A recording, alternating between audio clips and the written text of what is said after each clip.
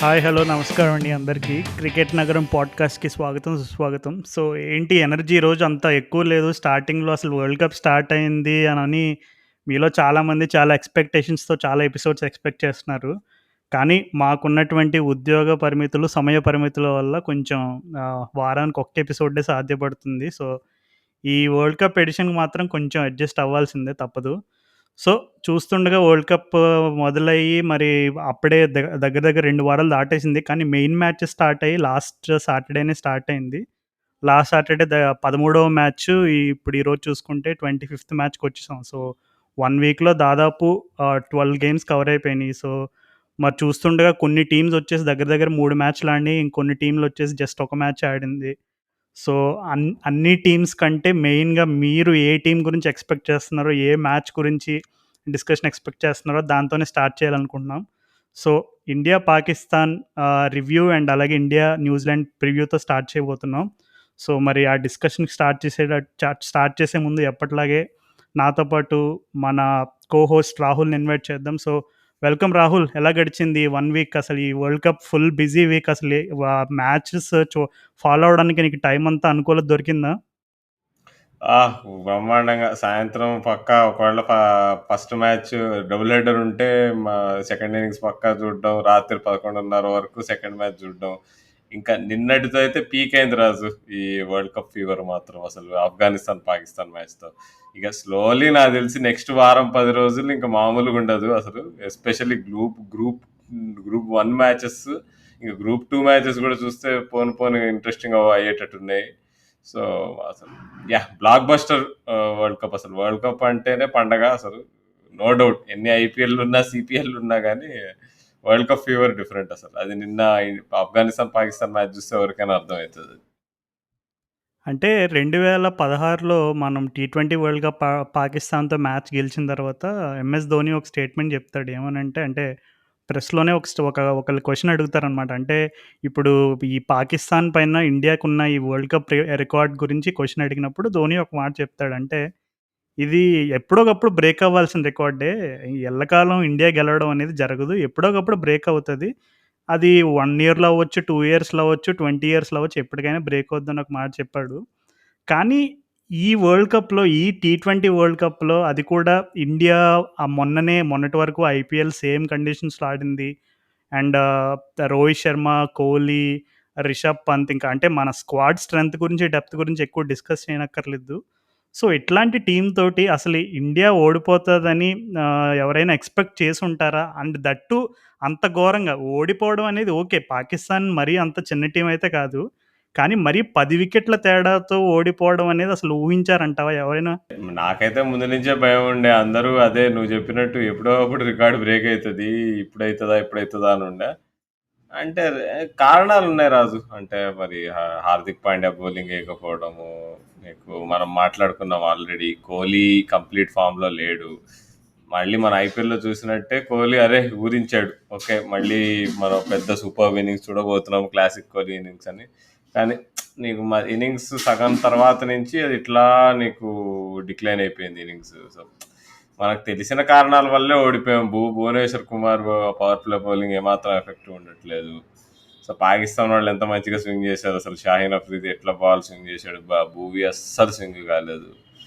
So, అంటే తెలిసిన కారణాలే అన్నీ. ఇప్పుడు జడేజా బౌలింగ్ ఒక్కోసారి వన్ డైమెన్షన్‌లో అయిపోతది అనుకున్నాము. అదే అయింది. తను స్ట్రెయిట్ బాల్ జస్ట్ డార్టిన్ చేసాడు అంతే.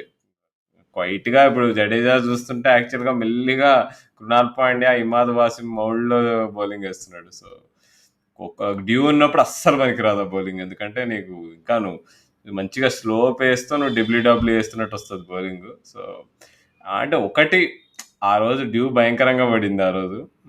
అది ఆ డిసడ్వాంటేజ్ అయితే మనకుంది. బట్ 150 కొట్టడం మాత్రం బిలో పార్ టోటల్ ఆ పిచ్ పైన. అంటే చాలామంది ఓకే. బ్యాటింగ్‌లో ఇప్పుడు రోహిత్ శర్మ అండ్ కేఎల్ రాహుల్ మన బ్యాటింగ్‌కి ఒక రకంగా చెప్పాలంటే ఓపెనింగ్ స్పాట్‌లో వాళ్ళిద్దరి రన్స్ అనేవి చాలా crucial. Especially KL Rahul top of the ఆర్డర్‌లో ఐపీఎల్ కండిషన్స్‌లో లాస్ట్ ఇయర్ తీసుకున్న, ఈ ఇయర్ తీసుకున్న చాలా కన్సిస్టెంట్‌గా ఆడాడు. సో, బ్యాటింగ్ పరంగా ఓకే. కొంచెం షైన్ అఫ్రిది మ్యాజిక్ వల్ల మన ఓపెనర్స్ ఇద్దరు కూడా డకౌట్ అవ్వడం అనేది జరిగింది. కానీ అంతిమంగా బ్యాటింగ్‌లో అంటే స్టార్టింగ్ చూసుకుంటే మనం దగ్గర దగ్గర 'సూర్యకుమార్ యాదవ్', 'రాహుల్' అండ్ 'రోహిత్ శర్మ' వీళ్ళు ముగ్గురు అంత తక్కువ స్కోర్‌లకి ఔట్ అయిన తర్వాత కూడా ఆ స్కోర్ వరకు నెట్టుకొచ్చామంటే చాలామంది ఏంటంటే హోప్స్ పెంచుకున్నారు. పర్వాలేదు ఇది కొంచెం మేనేజబుల్ స్కోరే. పాకిస్తాన్ వాళ్ళని కొద్దిగా ఇబ్బంది పెట్టొచ్చు అని అనుకున్నారు. కానీ మరి బౌలింగ్ పరంగా మరి నువ్వు చెప్పినట్టు ఆబ్వియస్ విషయాలైతే 'భువనేశ్వర్ కుమార్' అనే మనకి కొంచెం అనుకున్నట్టుగానే అంటే ముందు నుంచి చాలా మందికి చాలా అనుమానాలున్నాయి. కానీ ఆ రోజు అంటే బౌలింగ్ టాక్టిక్స్ పరంగా గానీ, ఇంకా ఆహ్, ఇప్పుడు 'బాబర్ అజామ్' గానీ, అలాగే 'రిజ్వాన్' గానీ మన బౌలర్స్ వేసిన లైన్ అండ్ లెంగ్త్స్ అవ్వచ్చు, ఏదైనా అవ్వచ్చు. Okay. Due is a factor అది కూడా ఒప్పుకోవచ్చు. కానీ ఇంకా వేరేగా ఏదైనా విషయాల్లో టాక్టికల్‌గా గానీ, లేదంటే బౌలింగ్ చేంజెస్ పరంగా లేదు స్పిన్ పరంగా గానీ, ఇప్పుడు 'వరుణ్ చక్రవర్తి' సెలక్షన్ మీద కూడా కొంతమంది క్వెషన్స్ అడిగారు. అంటే ఇలాంటి పాకిస్తాన్ లైనప్ తోటి ఇప్పుడు 'వరుణ్ చక్రవర్తి' హార్డ్‌లీ ఒక 1 మ్యాచ్ ఆడుంటాడు టీ20 క్రికెట్‌లో.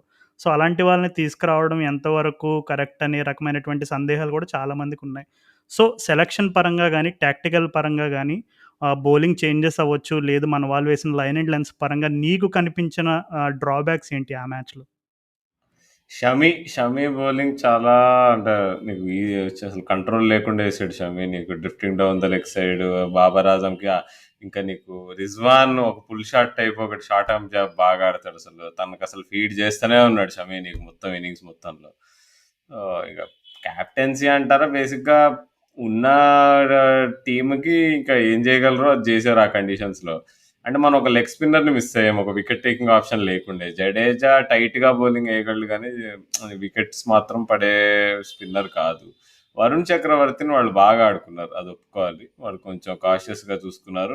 కొంచెం మిస్ అయ్యాడు యాక్చువల్గా. అంత బాగా వేయలే వరుణ్, ఐపీఎల్ ఎంత బాగా వేసాడు అంత బాగా వేయలేడు. కొన్ని లూజ్ బాల్స్ దొరికినా వాళ్ళు క్యాష్ ఇన్ చేశారు. ఇక ఒక్కసారి డ్యూ సెట్ ఇన్ అయిన తర్వాత వరుణ్ బౌలింగ్ కూడా నీకు తను వేసే టాప్ స్పిన్ బాల్స్ అన్నీ నీకు ఈజీగా స్కిడ్ ఆన్ అవుతాయి. ఎప్పుడైతే వరుణ్ చక్రవర్తి బౌలింగ్లో నీకు ఆ టాప్ స్పిన్ మిస్ అయ్యి నీకు జస్ట్ బాల్ ఇట్లా పడి గ్రిప్ కాకుండా ఇట్లా స్కిడ్ ఆన్ అయితే తన బౌలింగ్ వేస్ట్ అసలు. సో అది ఒక రకంగా కండిషన్స్ బ్యాడ్. అండ్ షమి అంటే న్యూ బాల్ స్పెల్ మనం అసలు కంప్లీట్లీ యూజ్లెస్ ఉండే. భూవి షమి ఇద్దరు బ్యాడ్గా వేసారు బౌలింగ్. సో అంటే ఇప్పుడు షమీని బాగా అందరు తిట్టారు. అది తిట్టడం అనేది పక్కన పెట్టేస్తే తన పర్ఫార్మెన్స్ పరంగా Shami not up to the mark. ఐపీఎల్లో ఎట్లా వేసాడు అసలు ఓపెనింగ్ స్పెల్స్ అసలు. సో అది మాత్రం మొన్న మిస్సింగ్ ఉండే. అవును రాహుల్. అంటే ఇండియా, పాకిస్తాన్ మ్యాచ్ అంటే సాధారణంగా ఆన్ ద ఫీల్డ్‌లో చాలా రసవత్తరంగా ఉంటదని చాలామంది ఊహాగానాలు పెంచుకోవడంలో తప్పు లేదు. కానీ అన్‌ఫార్చునేట్‌గా మ్యాచ్ అయిపోయిన తర్వాత ఆహ్, రిలీజియన్ పేరుతోటి రకరకాలటువంటి కాంట్రోవర్సీస్ వచ్చినియి. అంటే పాకిస్తాన్ ఫార్మర్ ప్లేయర్స్ నుంచి కొన్ని కాంట్రోవర్సీస్ వచ్చినియి. అండ్ అలాగే చాలామంది మన ఇండియాలో కూడా ఇప్పుడు సోషల్ మీడియాలో మొహమ్మద్ షమీని ట్రోల్ చేయడం ఇలా చాలా వచ్చినియి.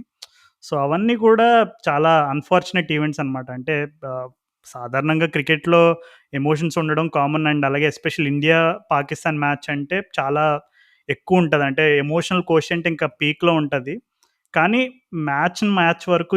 మ్యాచ్‌లా చూసి అక్కడితో ఆహ్, ఏదోలాగా అప్పుడు ఆ రోజు మనకు హార్ట్ బ్రేక్ అయినా దాన్ని మరలా నెక్స్ట్ రోజు ఏదోలాగా దాన్ని కొంచెం వేరే మ్యాచెస్ చూసో, లేదు మనకు నచ్చిన పనో, మనకు నచ్చిన పాట వింటూనో, ఏదో ఒకటి చేసుకుంటూ మనం ఆ హార్ట్ బ్రేక్‌ని మర్చిపోవడానికి ట్రై చేయాలి గానీ, మరి ఇలాంటి సిట్యుయేషన్స్ అనేది మంచిది కాదు. అంటే ఓవరాల్‌గా క్రికెట్‌కి మంచిది కాదు, ఏ విషయంలోని మంచిది కాదు. సో, ఫ్యాన్స్ అందరూ కూడా మీరెంత హర్ట్ అయినా మరీ పర్సనల్ అబ్యూజ్‌లు, రిలిజియన్ మీద అబ్యూజ్‌లు అలాంటివి చేయడం అయితే మంచిది కాదు.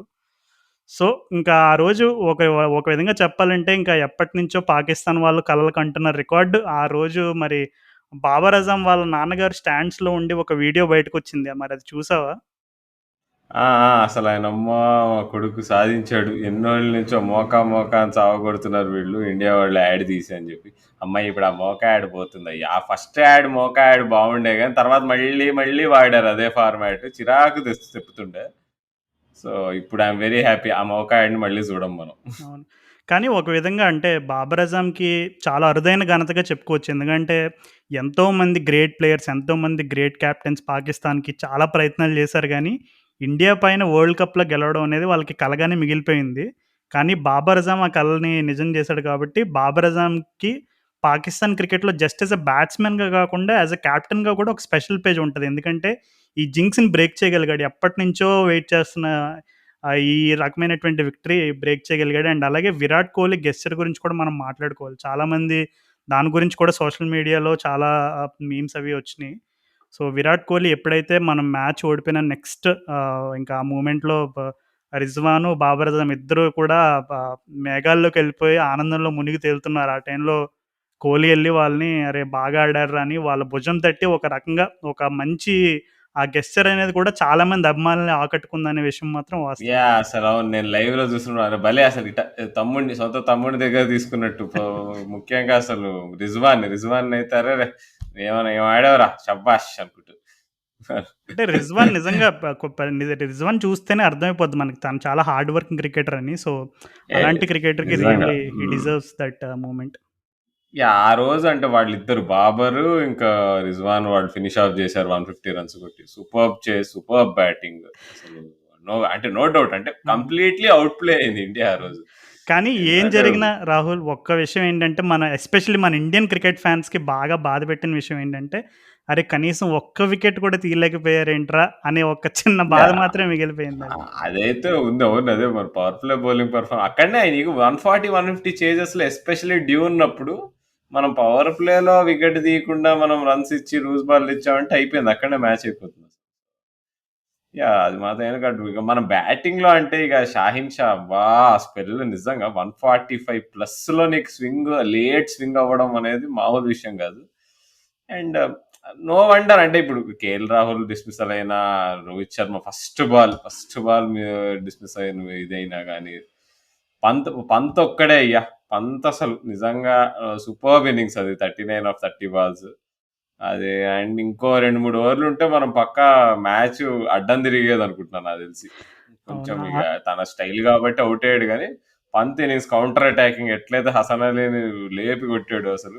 స్లోవర్ బాల్‌ని వన్ హ్యాండ్ సిక్స్ కాసేపయితే ఇట్లా బాల్ వస్తుంటే బ్యాట్ ఇసిరేసి, ఆ ఇసిరేసిన బ్యాట్ బాల్‌కి తగిలి బాల్ 6కి పోయేటట్టుండే. సో అంటే పంత్‌ని కొంతమంది ఇప్పుడు కూడా క్రిటిసైజ్ చేస్తే మాత్రం వాళ్ళ క్రికెట్ అనేది అర్థం కాదని అర్థం. ఎందుకంటే ఆ పిచ్ పైన కోహ్లీ కూడా నీకు ఆ క్వాలిటీ ఆఫ్ బౌలింగ్‌కి వాళ్ళు ఉన్న ప్రెషర్‌కి తన తర్వాత యాక్సలరేట్ చేయలేకపోయాడు. కానీ పంత్ మాత్రం ఎంత కంఫర్టబుల్‌గా ఆడాడు ఆ ప్రెషర్‌లో అసలు.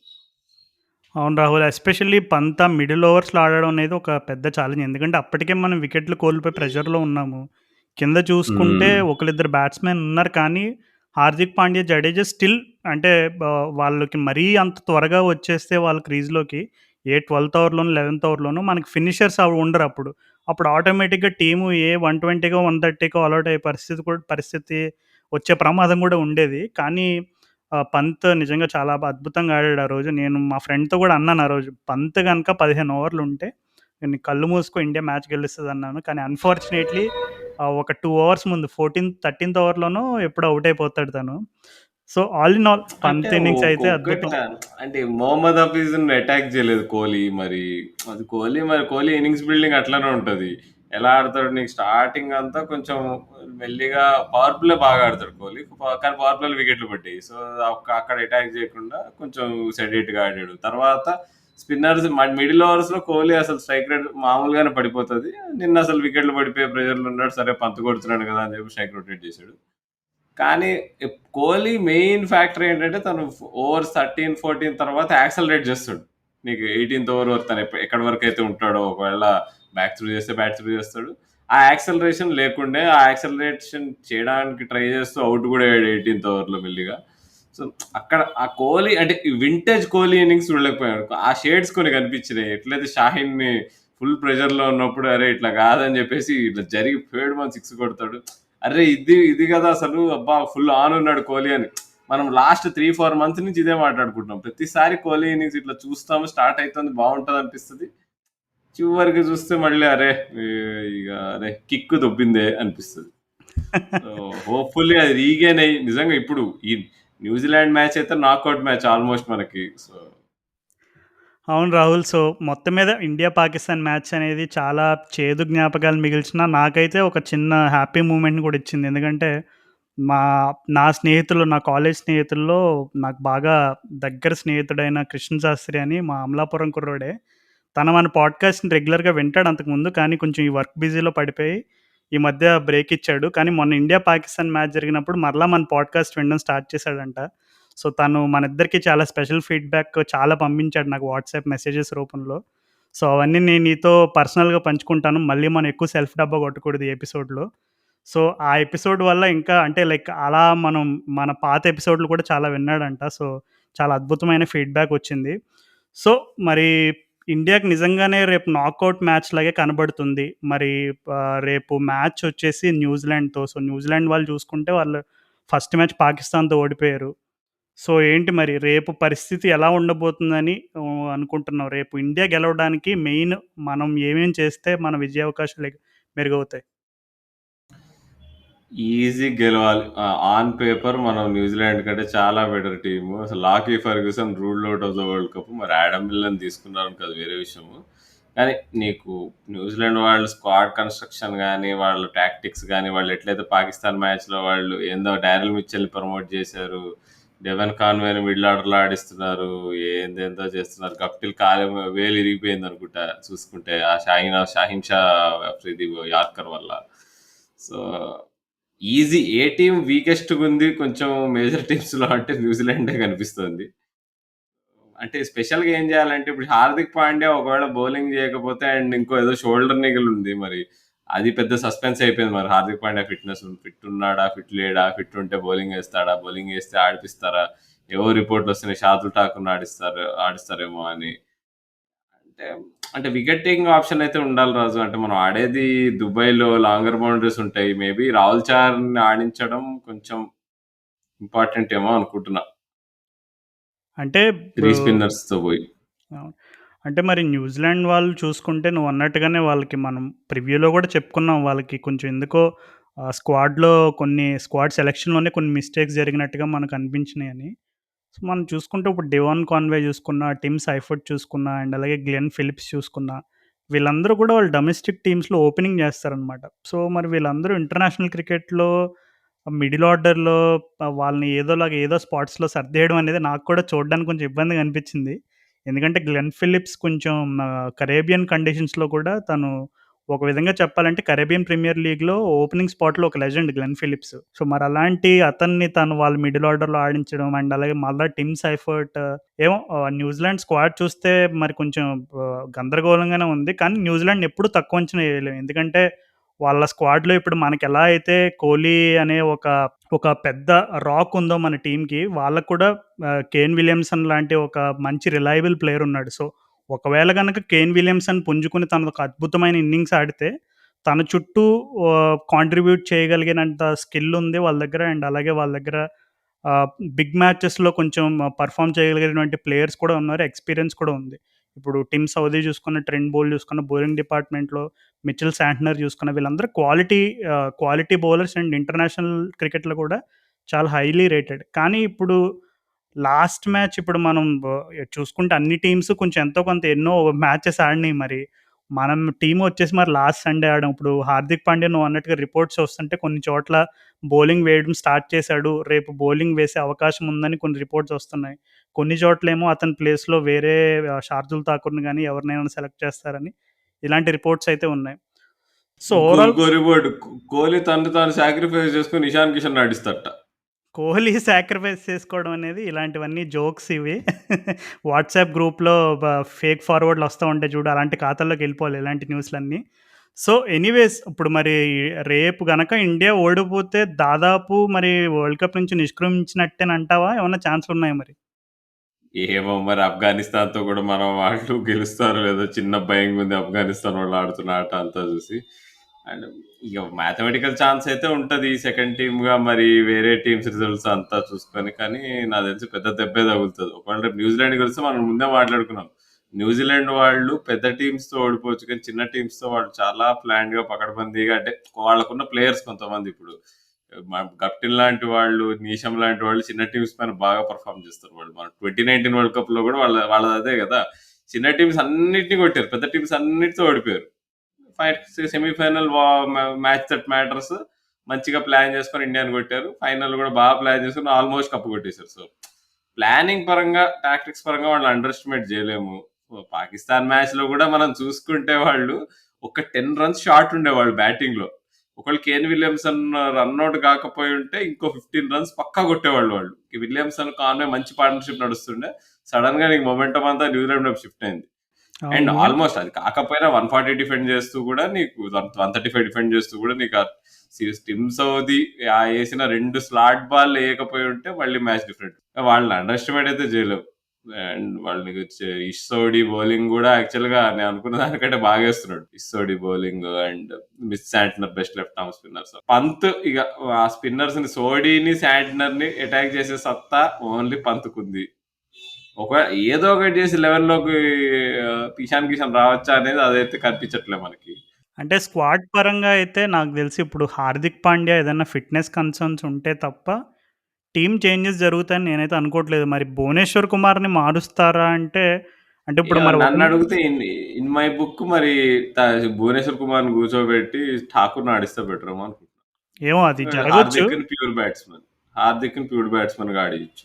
జరగొచ్చు. అండ్ ఇంకొక అడ్వాంటేజ్ ఏంటంటే షార్దుల్ ఠాకూర్ కొంచెం డెత్ బౌలింగ్ ఎక్స్‌పీరియన్స్ ఉంది. దట్ టూ ఇలాంటి కండిషన్స్‌లో తను చెన్నై సూపర్ కింగ్స్‌కి ఆల్రెడీ తను లాస్ట్ ఫ్యూ సీజన్స్‌లో కూడా సిమిలర్ కండిషన్స్‌లో డెత్ బౌలింగ్‌లో అన్ని రకాల సిట్యుయేషన్స్ చూసాడు. అంటే కొన్ని సిట్యుయేషన్స్‌లో తను దారుణంగా కొట్టారు. అండ్ కొన్ని సిట్యుయేషన్స్‌లో మ్యాచ్‌ని మరలా ఆహ్, అపోజిషన్ టీమ్‌లో ఉన్నటువంటి మొమెంటమ్‌ని తను మరలా రివర్స్ చేయగలిగినటువంటి సిట్యుయేషన్స్ కూడా మనం చూసాం కొన్ని. సో, ఆల్ ఇన్ ఆల్ రేపు నాకు తెలిసి అంటే హార్దిక్ పాండ్యా ఫిట్‌నెస్ మీద ఆధారపడి ఉంటదని నేను అనుకుంటున్నాను. అంటే ఒకవేళ గనక తన ఫిట్‌నెస్ సరిగ్గా లేకపోతే అంటే అది టీమ్ బ్యాలెన్స్‌ని అప్‌సెట్ చేస్తది కాబట్టి ఏదైనా 1, 2 చేంజెస్ జరగొచ్చు. లేదంటే పెద్దగా స్కై మార్పులు చేర్పులు స్కై జరగవు. బదులు కిషన్ ఆడిస్తే ఎట్లుంటుందంటూ? స్కై బదులు కిషాన్ ఆడిస్తే బానే ఉంటది. కానీ ఒక చిన్న డిసడ్వాంటేజ్ ఏంటంటే, ఇప్పుడు మనకు మరి కిషాన్ తీసుకొస్తే కిషాన్ టాప్ ఆర్డర్‌లో ఆడించలేరు. ఎందుకంటే ఆ టాప్ ఆర్డర్‌లో already Rohit and KL Rahul ఉన్నారు. తర్వాత విరాట్ కోహ్లీ ఉన్నాడు. అండ్ తర్వాత ఇద్దరు లెఫ్ట్ హ్యాండర్స్ అయిపోతే ఇషాన్ కిషాన్ అండ్ అలాగే రిషబ్ పంత్ ఇద్దరు లెఫ్ట్ హ్యాండర్స్ అయిపోతే గనక కొంచెం ఇప్పుడు నువ్వన్నట్టుగా న్యూజిలాండ్ వాళ్ళు ఎలా అయితే టాక్టిక్స్ విషయంలో చాలా స్మార్ట్‌గా ఉంటారో, ఏమో వాళ్ళు ఏదన్నా ఒక స్మార్ట్ ఆప్షన్ గ్లెన్ ఫిలిక్స్ లాంటోడు ఆఫ్ స్పిన్నర్‌తోనో ఎవరితోనో లా విలియమ్సన్, గ్లెన్ ఫిలిప్స్ ఆ! ఇద్దరు బౌలింగ్ ఎవరో వేస్తారంటారు. చెప్పలేము. ఎందుకంటే ఇప్పుడు ఏడెన్ మార్కరమ్ గూడా బౌలింగేసి చాలా ఎకనామికల్‌గా వేస్తున్నాడు. ఇప్పుడు ఈ వరల్డ్ కప్‌లో ఏదన్నా జరగొచ్చు. మనం అనుకోవచ్చు అలాంటి బౌలర్స్ ఏం వికెట్లు తీస్తారులే అని. ఇప్పుడు కొన్ని కొన్ని సార్లేంటంటే లాంగర్ బౌండరీస్ ఉన్నప్పుడు ఎస్పెషల్లీ ఎలాంటి బౌలర్ అయినా సరే ఒక ఛాలెంజ్. ఎందుకంటే వాళ్ళు కూడా ఎంతో కొంత స్మార్ట్‌గా వాళ్ళ హిట్టింగ్ జోన్‌కి చాలా వైడ్‌గా బాల్స్ వేయడం జరుగుతుంది. సో, అట్లాంటి సిట్యుయేషన్స్‌లో ఖచ్చితంగా చిన్న డిసడ్వాంటేజ్ ఉంటది. కాకపోతే ఇషాన్ కిషన్ అండ్ పంత్ ఇద్దరు క్వాలిటీ బ్యాటర్స్. కానీ ఇషాన్ కిషాన్ ఇప్పుడే టీమ్‌లోకి తీసుకొస్తారని నేనైతే భావించట్లేదు. ఎందుకంటే సూర్యకుమార్ యాదవ్ జస్ట్ 1 మ్యాచే అది. సో, తనలో కూడా ఒక ఎక్స్ ఫ్యాక్టర్ ఉంది. సూర్యకుమార్ యాదవ్ ఇండియా టీమ్‌లోకి రావడమే తను ఒక ఎక్స్ ఫ్యాక్టర్. తను ఇంపాక్ట్ క్రియేట్ చేయగలిగినటువంటి ప్లేయర్. ఎట్లాంటి సిట్యుయేషన్ అయినా తను వెనకడుగేయకుండా మొమెంటమ్‌ని అపోజిట్ టీమ్‌ని అంటే ఫైటింగ్ ఫైర్ విత్ ఫైర్ అంటారు ఇంగ్లీష్‌లో. సో, ఆ టెర్మినాలజీకి పర్ఫెక్ట్‌గా సెట్ అవుతాడు సూర్యకుమార్ యాదవ్. ఎందుకంటే ఇప్పుడు మొన్న కూడా పాకిస్తాన్ మ్యాచ్‌లో 2, 3 వికెట్లు పడిపోయిన తర్వాత కూడా అటాక్ చేయడం స్టార్ట్ చేశాడు. అంటే తనలో ఉన్న యాటిట్యూడే అసలు ఇండియా టీమ్‌ని సెలెక్ట్ చేయడానికి దోహదపడింది. సో, సూర్యకుమార్‌నయితే బ్యాక్ చేస్తారని నేను అనుకుంటున్నాను. ఇషాన్ కిషన్‌ని అప్పుడే తీసుకురాకపోవచ్చు. అండ్ న్యూజిలాండ్ పరంగా అయితే మరి మార్టిన్ గప్టిల్ తనకి యాక్చువల్లీ నువ్వు షహీన్ అఫ్రిది అని చెప్పావు. షహీన్ అఫ్రిది కాదు. హారీస్ రఫ్ వేసిన ఒక యార్కర్ వల్ల తనకి ఇంజ్యూరీ అయింది. సో, హారీస్ రఫ్ ఆ ఇంజ్యూరీ వల్ల ఇప్పుడు మేబీ తను గప్టిల్ రేపు ఒకవేళ తను ఆడని పక్షంలో నాకు తెలిసి మరి టీమ్‌లో ఎవరొస్తారనేది ఆహ్, ఎవరున్నారు అంటే ఓపెనింగ్‌లో వాళ్ళకి బ్యాకప్‌గా ఎవరున్నారు న్యూజిలాండ్ టీమ్‌లో? ఓపెనింగ్ యాక్చువల్‌గా అంటే కాన్వే ఓపెన్ అంటే చేస్తాడు. ఈ మార్క్ ఓపెనర్స్, చాప్మన్ ఓపెనర్స్ ఎవరో వస్తారు. పుష్కలంగా ఉన్నారు వాళ్ళకి. సో, ఆ! మార్క్ చాప్మన్ లాంటి మార్క్ వాళ్ళని చాప్మన్ ఎవడో తీసుకొస్తారా? లేదు ఎవరైనా అడిషనల్ బౌలర్‌ని తీసుకునే అవకాశం ఉందా? నాకు తెలిసి మార్క్ చాప్మన్ ఆడతాడు. మార్క్ చాప్మన్ బౌలింగ్ కూడా వేస్తాడుగా. అవునవును. తను బౌలింగ్ కూడా హ్మ్. వేస్తాడు. సో, చూద్దాం మరి. రేపైతే మరి వాళ్ళకి ఇండియా చాయిస్ చెప్పు. రేపైతే మరి ఇండియాకి డూ ఆర్ డై మ్యాచ్‌లో ఉంది. సో, టాస్ గెలవాలి అన్నిటికంటే ముందు. ఎందుకంటే టాస్ అమ్మో! ఈ చాలా వరల్డ్ కప్ మొత్తం టాస్ గెలిచినోళ్ళే గెలుస్తున్నారుగా. ఇంకెందుకు అవునవును. అసలు టాస్ ఏసి కప్ ఇచ్చేస్తే అయిపోతదేమో. టాస్ గెలిచి కూడా మ్యాచ్ ఓడిపోయిన ఒక అరుదైన ఘనత బంగ్లాదేశ్ కెప్టెన్ మహమదుల్లాకే దక్కుతుంది. ఎందుకంటే తను టాస్ గెలిచిన 2 మ్యాచ్‌లు ఓడిపోయాడు ఈ వారంలో. సో, కొంచెం దురదృష్టమనే చెప్పుకోవాలి. వాళ్ళు మిగిలినన్ని టాస్ గెలిచి వాళ్ళెందుకు బౌలింగ్ తీసుకున్నారో అర్థం కాలేదు. అంటే ఒకసారి అఫ్‌కోర్స్ బ్యాటింగ్ బౌలింగ్ తీసుకున్నాడు. ఒకసారి తీసుకుని బౌలింగ్ తీసుకున్నాడు. ఆ! 2 సార్లు దెబ్బ కొట్టింది. అంటే వెస్ట్ ఇండీస్ మీద వెస్ట్ ఇండీస్‌కి చేజ్ ఇవ్వలేరులే. బట్ బాగుండే మ్యాచ్. నిన్న 2 మ్యాచ్‌లు బాగుండే. అండ్ టాకింగ్ ఆఫ్ నిన్నటి 2 మ్యాచ్‌లు. ఇప్పుడు పాకిస్తాన్ అంటే ఇప్పుడు 3 మ్యాచ్‌లు 3 టాసులు గెలిచాడు. 3 మ్యాచ్‌లు గెలిచేశారు. ఆసిఫ్ అలీ పెర్ఫార్మన్స్ అది మరి అంటే ఇది సస్టైనబుల్ అంటావా? లేదు నిజంగానే వాళ్ళు టోర్నమెంట్ ఫేవరెట్స్ అని అంటున్నారు గానీ, నీ దృష్టిలో వాళ్ళు అంత స్ట్రాంగ్ అంటావా అసలు? దాదాపుగా సెమీఫైనల్‌కి వెళ్ళిపోయినట్టుగానే చెప్పుకోవచ్చు రాహుల్. ఎందుకంటే ఇప్పుడు ఆ! వాళ్ళున్న అది ఫార్మ్ క్వాలిఫైడ్ చూసుకున్నా సెమీఫైనల్‌కి వెళ్ళిపోయారు. యాహ్! కానీ అంటే ఇప్పుడు నాకు 2015లో రాహుల్ ద్రావిడ్ ఆస్ట్రేలియాలో వరల్డ్ కప్ కామెంటరీ చేస్తున్నప్పుడు ఎవరో క్వెషన్ అడిగినప్పుడు అంటే అప్పుడు కూడా ఇండియా అంతే స్టార్టింగ్‌లో భయంకరమైన ఫామ్‌లో ఉంటది. Are they peaking too early అని అడుగుతారు. ఎవరో ఆ కామెంటేటర్ నాకు గుర్తు రావట్లేదు. సో, అప్పుడు రాహుల్ ద్రావిడ్ ఒక సమాధానం చెప్తాడు. ఐ థింక్ నాసిర్ హుస్సేన్ అనుకుంటా అడిగేది. It is better to peak than to not peak at all అని చెప్పి అంటాడు. ఇంగ్లాండ్ పైన ఇండైరెక్ట్‌గా సెటైర్ వేస్తూ. సో, మరి పాకిస్తాన్ పక్షంగా కూడా ఇప్పుడు అలాంటి కామెంట్సే వేసుకోవచ్చా మనం? Are they peaking too early అని? ఎందుకంటే ఓకే. అంటే ఇండియా పైన చాలా కన్విన్సింగ్‌గా గెలిచారు. అండ్ న్యూజిలాండ్ పైన కూడా ఒక విధంగా చెప్పాలంటే కొంచెం కన్విన్సింగ్‌గానే గెలిచారు. అంటే కొంచెం ఏదో అక్కడక్కడ కొన్ని సిట్యుయేషన్స్‌లో వాళ్ళు ప్రెషర్‌లో ఉన్నట్టు కనపడినా అల్టిమేట్‌గా లాస్ట్‌కి ఒక ఓవర్ ముందే గెలవడమో ఎంతో జరిగిందండి. అలాగే నేను ఆఫ్ఘనిస్తాన్‌తో కూడా దాదాపు 75% ఆఫ్ ద గేమ్ డామినేట్ చేశారు. లాస్ట్‌లో కొంచెం టైట్ అయింది. రషీద్ ఖాన్ ఓవర్ వల్ల కొంచెం టైట్ అయింది. మరలా తర్వాత నవీన్ ఉల్ హక్ ఒక ఓవర్‌లో తను వికెట్లు తీసి తక్కువ రన్‌లు ఇవ్వడంతో మరలా ప్రెషర్ పెరిగింది. కానీ ఆసిఫ్ అలీ వచ్చి కార్లోస్ బ్రాత్‌వైట్ ఫీట్ రిపీట్ చేశాడు. ఎందుకంటే ఒక వరల్డ్ కప్ టీ20 గేమ్‌లో లాస్ట్ టైము ఒక ఓవర్‌లో 4 సిక్స్‌లు వేసిన వ్యక్తి కార్లోస్ బ్రాత్‌వైట్. అప్పుడు ఏం జరిగిందో అందరికీ తెలుసు కోల్‌కత్తాలో. సో, మరేంటి అసలు ఈ ఆసిఫ్ అలీ బ్యాటింగ్ ఇవన్నీ చూసుకుంటే ప్రస్తుతానికి పాకిస్తానే ఫేవరెట్స్‌గా కనపడుతున్నారు. అండ్ ఫేవరెట్స్ అనడానికి కూడా ఇంకొక రీజన్ ఏంటంటే, వాళ్ళు ఎప్పుడైతే పాకిస్తాన్‌లో ఆ టెర్రరిస్ట్ అటాక్స్ జరిగినప్పటి నుండి, ఈ యూఏఈ కండిషన్సే వాళ్ళకి హోమ్ గ్రౌండ్స్‌లా మారిపోయినాయి. సో, ఈ కండిషన్స్‌లో వాళ్ళు చాలా క్రికెట్ ఆడారు. అంటే దాదాపు ఇప్పుడు నువ్వు డొమెస్టిక్ మ్యాచ్‌లు, ఆ లీగ్‌లు, ఈ లీగ్‌లు, పీఎస్ఎల్‌లు అన్ని టీ20 మ్యాచ్‌లు కన్సిడర్ చేసుకుంటే దాదాపు ప్రతి క్రికెటరు ప్రతి గ్రౌండ్ పైన దాదాపు ఎంత తక్కువ అనుకున్నా 20, 30 మ్యాచ్‌లు ఖచ్చితంగా ఆడుంటారు. అండ్ షోయబ్ మాలిక్ లాంటి లెజెండ్ అయితే అసలు యూఏఈ కండిషన్స్‌లో ఒక 100, 150 మ్యాచ్‌లు ఆడేసుంటాడు. మనం ఏదో అనుకున్నాం మాలిక్ బావ మీద జోకులేసుకున్నాం. చూస్తే మరి మ్యాచ్ ఫినిష్ చేసాడు న్యూజిలాండ్‌తో. అవునవును. అంటే బౌలింగ్ పరంగా వాళ్ళకి ఇంకా మనకు తెలుస్తుంది. అంటే వాళ్ళ బౌలింగ్ ఏమి అంత అంటే ఆహ్, ఇంటిమిడేట్ అయిపోయి అసలు వాళ్ళ బౌలింగ్‌లో స్కోర్ చేయలేమని ఇప్పుడు నిన్న కూడా చూసుకుంటే ఆఫ్ఘనిస్తాన్‌లో మనకి గుల్బుద్దీన్ నయీబ్ అండ్ మొహమ్మద్ నబీ వాళ్ళ డెత్ బౌలర్స్ అంటే షహీన్ అఫ్రిది ఒక్కరిని మనం కొంచెం పక్కన పెడితే హారిస్ రాఫ్ అయినా లేదు ఇంకొక హసన్ అలీ అయినా అండ్ అలాగే స్పిన్నర్ షాదాబ్ ఖాన్ అయినా ఎవరైనా సరే ఇమాద్ వసీం అయినా వీళ్ళందరినీ భయంకరంగా అటాక్ చేయొచ్చు అనేది ఒక శాంపుల్ చూపించారు ఆఫ్ఘనిస్తాన్ వాళ్ళు.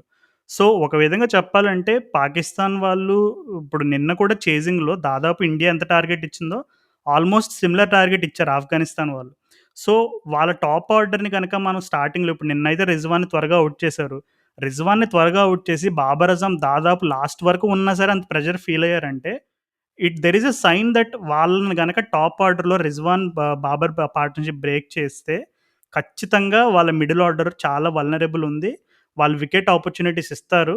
అండ్ ఆసిఫ్ అలీకి ఇప్పుడేంటంటే ఇప్పుడు నేను బ ఆ మ్యాచ్‌లో న్యూజిలాండ్ మ్యాచ్‌లో టిమ్ సౌదీ ఒక బౌన్సర్ ఏస్తాడు. ఒక బౌన్సర్ ఏసి తనకి తలకి ఆల్మోస్ట్ ఒక మైల్డ్ కంకషన్‌లా వస్తది.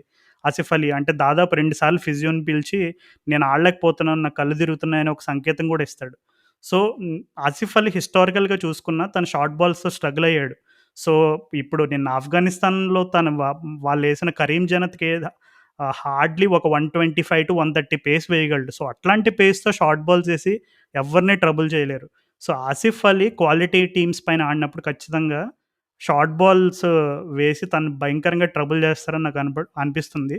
సో, నేనైతే ప్రస్తుతానికి వాళ్ళు ఆడిన ఈ మ్యాచ్‌లను బట్టి వాళ్ళు కప్ గెలిచేస్తారనేంత ధీమా అయితే పెట్టుకోను. కానీ they are definitely one of the stronger teams this time and ఫార్మ్‌లో ఉన్నారు. సెమీఫైనల్ ఖచ్చితంగా వెళ్తారు. సో, మరి సెమీఫైనల్‌లో వాళ్ళతో ఎదురుపడే టీమ్‌ని బట్టి వాళ్ళ అవకాశాలు, వాళ్ళు వరల్డ్ కప్ గెలుస్తారా లేదా అనే అంచనాలను బట్టి అప్పుడు మాట్లాడుకోవచ్చు. సో, ప్రస్తుతానికైతే they have proven that they are one of the best sides in the tournament అని మాత్రం అందులో మాత్రం ఏమాత్రం సందేహం లేదు. అవునసలు యాక్చువల్‌గా రంగు బయటపడేది నాకు తెలిసి టాస్ ఓడిపోయి వాళ్ళు ఎప్పుడైతే ఫస్ట్ బ్యాటింగ్ చేస్తారో అప్పుడు బయటపడతది.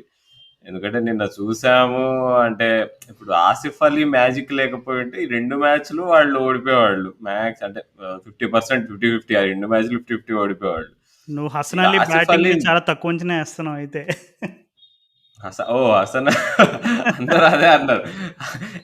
ఆసిఫ్ అలీ మ్యాజిక్ అంటారేంటి, అక్కడ ఇంకా వాళ్ళు ఇంకో మెయిన్ బ్యాట్స్‌మన్ అసలనే ఉన్నాడు అని. కానీ అంటే నిజంగా ఆసిఫ్ అలీ ఆ సిక్స్‌లు కొట్టడం అనేది నీకు క్లీన్ స్వింగ్ అసలు. అండ్ నీకు అంటే నీకు స్లాట్‌లో ఉన్నా గాని బాల్‌ని నువ్వు కొట్టాలి కదా యాక్యురేట్‌గా, నీకు లాంగ్ బౌండరీస్ క్లియర్ చేయాలి కదా. పెద్ద పెద్ద సిక్స్‌లు అసలు. ఏమన్నా కొట్టాడు అసలు నిజంగా. కరీం జన్నత్ పాపం అసలు. ఆఫ్ఘనిస్తాన్ ఫ్యాన్స్ ఎంతమంది కంటతడి పెట్టుకున్నారు నిన్న. అండ్ ఇప్పుడు పాకిస్తాన్ స్ట్రెంగ్త్స్‌కి, వీక్‌నెస్‌కి వచ్చేటప్పటికి నువ్వన్నట్టు షాహీన్ నిన్న ఆ ఒక్క ఓవర్ నీకు 20థ్ ఓవర్ షాహీన్ ఏసాడు చూడు. ఆ ఓవర్‌లో గనుక షాహీన్ అంత బాగా ఏయకుండా ఒక్క బాల్ మిస్ అయినా గాని పక్కా నబీ ఇంకా అదేంటి గుల్బదీన్ నైబ్ ఒక 6 4 కొట్టేవాళ్ళు. నీకు మ్యాచ్ అంతా అంటే ఈ మ్యాచ్ అసలు వీళ్ళ పాకిస్తాన్ వాళ్ళు కంప్లీట్‌గా బ్యాక్ ఫుట్ మీద పడకుండా అసలు ఆ షాహీన్ ఏసిన లాస్ట్ ఓవర్ చాలా ఇంపార్టెంట్. అందరూ ఇప్పుడు మర్చిపోతారు. ఆసిఫ్ అలీ సిక్స్‌ల గురించి అది ఇది అందరూ మాట్లాడుకుంటారు కానీ, షాహీన్ అఫ్రిది ఏసిన 20థ్ ఓవర్ ఈస్ టాప్ క్లాస్ ఇగ. మిచెల్ స్టార్క్ ఆ లెవెల్‌లో, పీక్ మిచెల్ స్టార్క్ లెవెల్‌లో ఉన్నాడసలు షాహీన్. అంటే ఇప్పుడు ఈ కరెంట్ వరల్డ్ కప్ ఏంటి, నాకు తెలిసి ఇంకా నెక్స్ట్ 10 ఇయర్స్ వరకు డామినేట్ చేసే టాలెంట్ ఉంది ఆ షాహీన్ అఫ్రిదికి.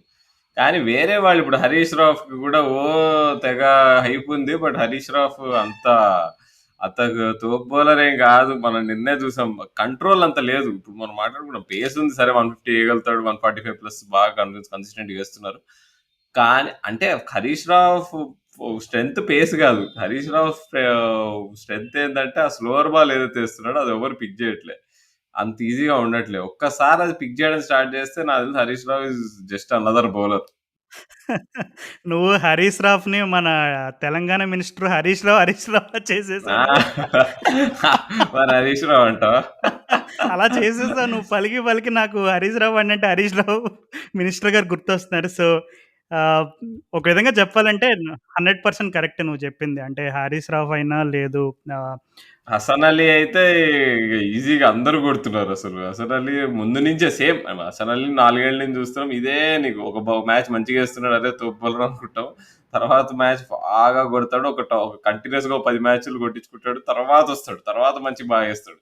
అరే హసన్ అలీ ఈస్ బ్యాక్ అంటాం. మళ్ళీ రన్స్ ఇస్తాడు.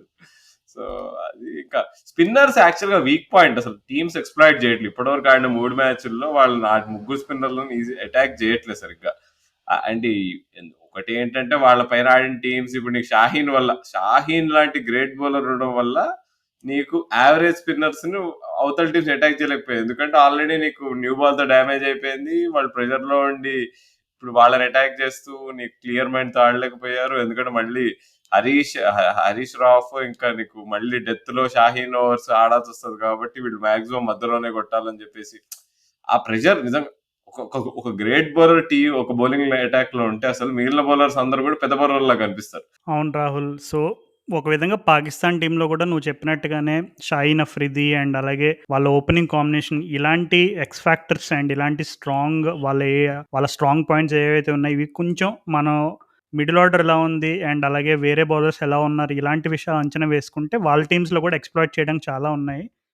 సో, మనం పాకిస్తాన్ గురించి అండ్ అలాగే న్యూజిలాండ్ గురించి, ఇండియా గురించి చాలా పుష్కలంగా మాట్లాడుకున్నాం. అండ్ అలాగే ఇప్పుడు అదే గ్రూప్‌లో ఉన్న స్కాట్లాండ్, నమీబియా గురించి కూడా చిన్న మెన్షన్ చేయాలి. ఎందుకంటే నమీబియా వాళ్ళు అసలు యాక్చువల్లీ ఈ టోర్నమెంట్‌లోకొచ్చినప్పుడు ఫస్ట్ మ్యాచ్ శ్రీలంకతో చిత్తు కింద ఓడిపోతారు. ఏదో 100, 120 కొట్టడానికే వాళ్ళు చాలా కష్టపడతారు. తర్వాత జరిగినప్పటి నుంచి ఆడినవన్నీ చిన్న టీముల పైనే అయినా నెదర్లాండ్స్, ఐర్లాండ్ అండ్ అలాగే స్కాట్లాండ్ ఇలా చిన్న టీమ్స్ పైన అయినా చాలా కన్విన్సింగ్‌గా గెలిచారు.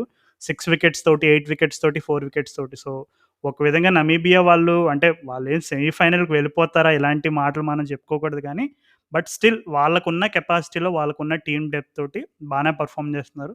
ఇంకా చెప్పాలంటే స్కాట్లాండ్ వాళ్ళు పాపం ఇంటర్నేషనల్ సర్క్యూట్‌లో ఎప్పటినుంచో వాళ్ళకి యూకేలో కూడా చాలా వాళ్ళ ప్లేయర్స్ చాలామంది కౌంటీ క్రికెట్ ఆడుతూ ఉంటారు. చాలా ఎక్స్‌పీరియన్స్ ఉంటది. ఇంటర్నేషనల్ లెవెల్ ప్లేయర్స్ తోటి చాలా ఎక్స్‌పోజర్ కూడా వాళ్ళకుంటది. అయినా సరే వాళ్ళు కొంచెం స్ట్రగుల్ అవుతున్నారు యూఏఈ కండిషన్స్‌లో. అండ్ ఆఫ్ఘనిస్తాన్ వాళ్ళైతే అసలు నిజంగా ఒక పెద్ద టీమ్ అంటే ఒక నంబర్ 1 టీమ్ ఎట్లయితే పెర్ఫార్మ్ చేస్తారో అట్లా పెర్ఫార్మ్ చేశారు. అంటే పేరుకి వాళ్ళు స్కాట్లాండ్ పైన అంతలా గెలిచినా అసలు ఆ మ్యాచ్‌లో మ ముజీబుని first and batting first first first batting చేసిన ఎఫర్ట్ మాత్రం స్పెక్టాక్యులర్ బ్యాటింగ్ పర్ఫార్మెన్స్ అది ఫస్ట్ బ్యాటింగ్. 100% అండ్ ఎందుకంటే చాలా మందికి అంచనాలు మారిపోయినాయి. ఏంటసలు షార్జాలో ఇలాంటి స్కోర్ ఎప్పుడు చూసినారో బాబు! అసలు ఈ షార్జానే ఇది. ఎందుకంటే ఇప్పుడు షార్జాలో చూసుకుంటుంటే 120లో 130లే కొట్టడం కష్టమైపోతున్న సందర్భంలో వాళ్ళొచ్చి అంత దారుణంగా దాదాపు 190, 200 వరకు లాక్కెళ్ళిపోయారంటే స్కోర్ నిజంగా ఆహ్, వాళ్ళ నా పవర్ కొత్త హిట్టింగ్ ఫేవరెట్ ప్లేయర్ రాజు. రహమతుల్లా గుర్బాజ్ నా కొత్త ఫేవరెట్ ప్లేయర్. రెహమానుల్లా గుర్బాజా? కానీ ఇప్పుడు మన ఎవరు 'ముజీబుర్ రెహమాన్' అండ్ అలాగే 'రషీద్ ఖాన్' అసలు స్కాట్లాండ్ బ్యాట్స్‌మెన్‌ని ఇంకా పచ్చిగా చెప్పాలంటే తినేసారు. ఎల్‌బిడబ్ల్యూలు ఏంటి అంత ప్రతి బాల్ స్ట్రెయిట్ ఎయడం, మంచి డ్రిఫ్ట్ సంపాదించడం. అయితే బౌల్డ్ లేదంటే ఎల్‌బిడబ్ల్యూ. సో, నిజంగా ఇలాంటి ఒక అద్భుతమైన బౌలింగ్ పెర్ఫార్మన్స్ చూసే అదృష్టం కూడా దక్కింది. సో, ఓవరాల్‌గా అయితే మన ఇండియా గ్రూపులో దాదాపు అన్ని టీమ్స్ మనం కవర్ చేసినట్టే. ఇప్పుడు మనం గ్రూప్ ఆఫ్ డెత్ గురించి మాట్లాడుకుందాం మరి. ఆస్ట్రేలియా, ఇంగ్లాండ్ ఇలాంటి మహామహులు ఉన్న గ్రూప్ గురించి మాట్లాడుకుందాం. కొన్ని కొన్ని నిమిషాల ఇప్పుడు కొన్ని గంటలు ఒక గంటలో ఆస్ట్రేలియా, ఇంగ్లాండ్ కూడా తలబడబోతున్నాయి. సో, ఈరోజు Australia, England. So, Australia, England అంటే మనకి ఇండియా, పాకిస్తాన్ ఎలాగో ఆస్ట్రేలియా, ఇంగ్లాండ్ వాళ్ళకి ఆ రకమైనటువంటి ఒక ఎమోషన్ ఉంటది. ఎప్పుడు ఆస్ట్రేలియా, ఇంగ్లాండ్ ఏ ఫార్మాట్‌లో క్లాష్ అయినా. సో, ఈరోజు జరిగే ఆస్ట్రేలియా, ఇంగ్లాండ్‌లో ఇంగ్లాండ్ పిక్ చేసుకుంటున్నాను. ఎందుకంటే obvious reasons England batting strength గురించి, ఇంగ్లాండ్ బ్యాటింగ్ డెప్త్ గురించి అందరికీ తెలిసిందే. అండ్ అలాగే ఆదిల్ రషీద్ కూడా కొంచెం మంచి ఫామ్‌లోనే కనపడుతున్నాడు. అండ్ మోయిన్ అలీ గురించి ముఖ్యంగా చెప్పుకోవాలి ఇక్కడ మనం. ఎందుకంటే మోయిన్ అలీని అంతకు ముందు వరకు ఎవరు కూడా అసలు ఒక బౌలర్‌గా సరిగ్గా గుర్తించలేదు. అంటే మెయిన్‌లీ ఇంగ్లాండ్ టీమ్‌లో. ఇప్పుడు ఫ్రాంచైజ్ క్రికెట్‌లో అది మోయిన్ అలీని చాలామంది చాలా స్మార్ట్‌గా వాడారు. అండ్ సీఎస్‌కేలో ధోని ఎంత అద్భుతంగా తన సర్వీసెస్‌ని వాడుకున్నాడో అందరూ చూసారు. కానీ ఇంగ్లాండ్ వాళ్ళు మోయిన్ అలీని ఎప్పుడు కూడా ఒక సిక్స్త్ ఆర్ సెవెంత్ ఆప్షన్‌గా ఐన్ మోర్గన్ ఏంటంటే తను అప్పుడప్పుడు కొన్ని కొన్ని కండిషన్స్‌లో యూజ్ చేశాడు కానీ ఇంత కన్సిస్టెంట్‌గా ఎప్పుడు యూజ్ చేయలేదు. ఇప్పుడు ఎలా అంటే దగ్గర దగ్గర మోయిన్ అలీకి స్టార్టింగ్ పవర్ ప్లేలో ఓవర్స్ ఇస్తున్నాడు.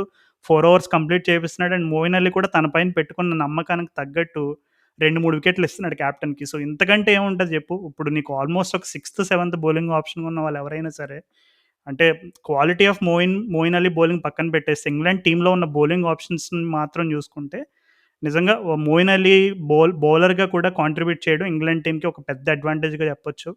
సో, ఆ వెస్ట్ ఇండీస్‌తో జరిగిన మ్యాచ్ అసలు ఊహించావా? అంత దారుణంగా వన్ సైడ్ అవుతదని అసలు ఊహించావా? వెస్ట్ ఇండీస్‌తో జరిగిన England match first match.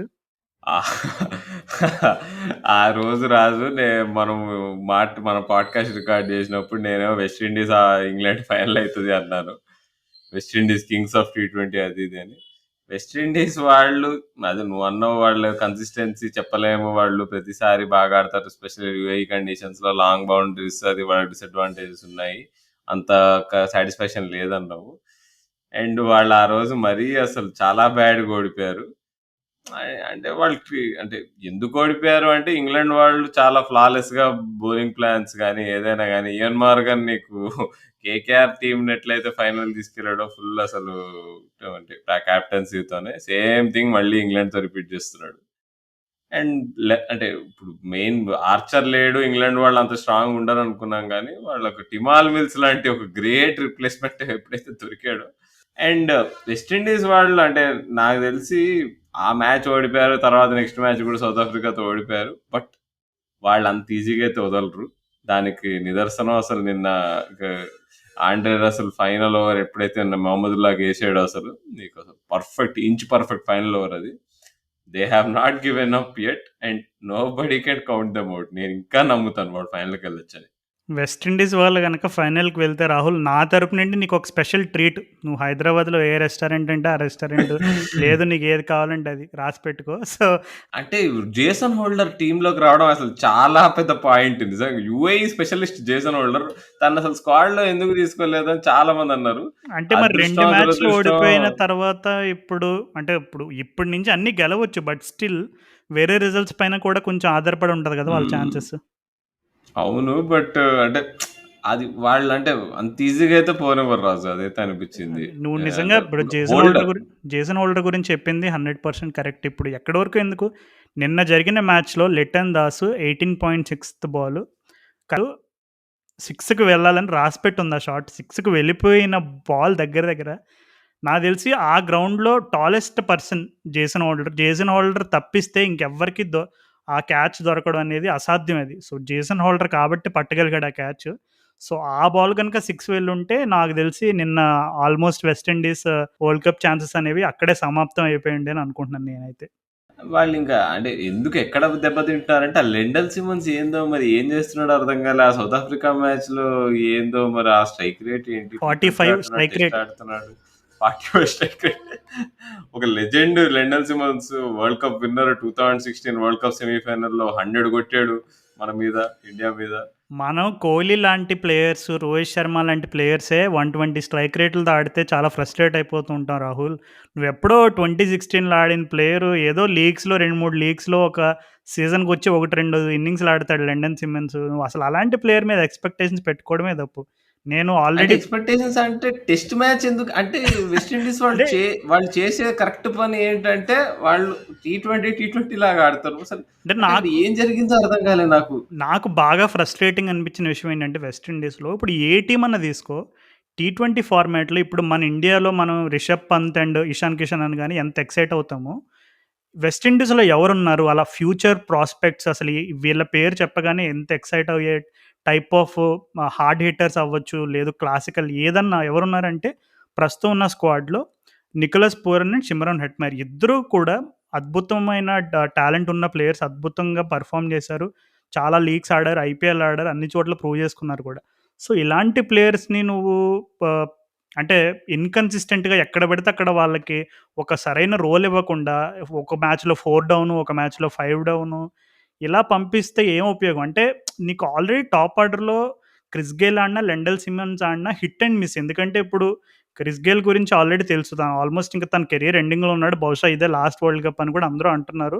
So, తన దగ్గర నుంచి ఓకే. ఒకవేళ క్లిక్ అయితే ఇంక అద్భుతంగా ఉంటది. ఇంకప్పుడు నంబర్ 3 నీకు అకీల్ హుస్సేన్ వచ్చినా ఆడినా ఎవరు తప్పు పట్టరు. ఎందుకంటే క్రిస్ గేల్ ఆడితే ఇంకా వేరే వాడికి ఛాన్స్ కూడా ఉండదు. ఆ రకంగా ఉంటది తన హిట్టింగ్.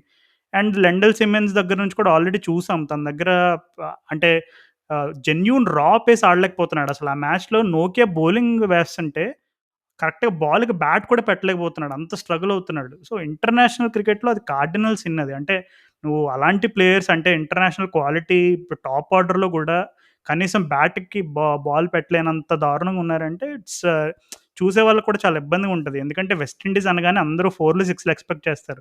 వెస్ట్ ఇండీస్‌ని అందరూ 6 హిట్టింగ్ టీమ్‌గా చెప్పుకుంటారు. సో, అట్లాంటిది 6లు లేవు, 4లు లేవు.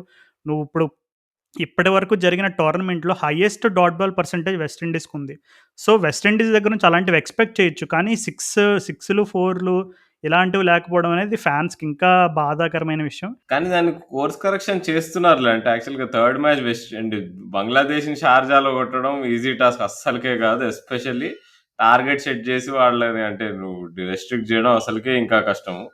సో, అది చేయగలిగారంటే ఆఫ్‌కోర్స్ వాళ్ళు ఫస్ట్ 2 మ్యాచెస్‌లో వాళ్ళు చేసిన బ్లండర్స్ అన్ని కరెక్ట్ చేసుకుంటున్నారు. అండ్ మోస్ట్ ఇంపార్టెంట్‌లీ కైరన్ పొలార్డ్ నాకు తెలిసి ఫస్ట్ టాక్టికల్ రిటైర్మెంట్ అది. లేదు రాహుల్. అంటే హ్మ్, మరి తను ఫీల్డ్‌లో కూడా ఎక్కువ కనపడలేదు నిన్న. సో, మరి నిజంగా ఇంజ్యూరీయో లేదో టాక్టికల్ అనేది డౌట్స్ ఉన్నాయి. సో, మేబీ దాని గురించి కొంచెం క్లారిటీ వచ్చిన తర్వాత మనం డిస్కస్ చేయొచ్చేమో. ఎందుకంటే తను బౌలింగ్ వేసినప్పుడు కూడా తను ఫీల్డ్‌లో లేనట్టుగా తెలిసింది నాకైతే. సో, మరేమన్నా ఇంజ్యూరీ అయిందో లేదో, హీట్ వల్ల ఏమైనా డీహైడ్రేషన్ అయ్యి ఏదైనా ప్రాబ్లమ్ అయిందో మనకైతే తెలీదు ఆ విషయం మాత్రం. కానీ ఒకటి ఇప్పటినుంచైనా వాళ్ళు Shimron Hetmyer and Nicholas Pooran వాళ్ళిద్దరూ కుర్రోళ్ళు. అరే! ప్రెషరంతా మేము తీసుకుంటాంరా అని ఆండ్రే రసెల్, క్రిస్ గేల్ ఇలాంటి పెద్దన్నలెళ్లి చెప్పాలాళ్ళకి. అరే! ప్రెషర్ ఏదన్నా ఉంటే వికెట్లు పడబోతే మేము చూసుకుంటాం. మీరెళ్లి అసలు రెచ్చిపోండి అని వాళ్ళకి ఫుల్ లైసెన్స్ ఇవ్వాలి.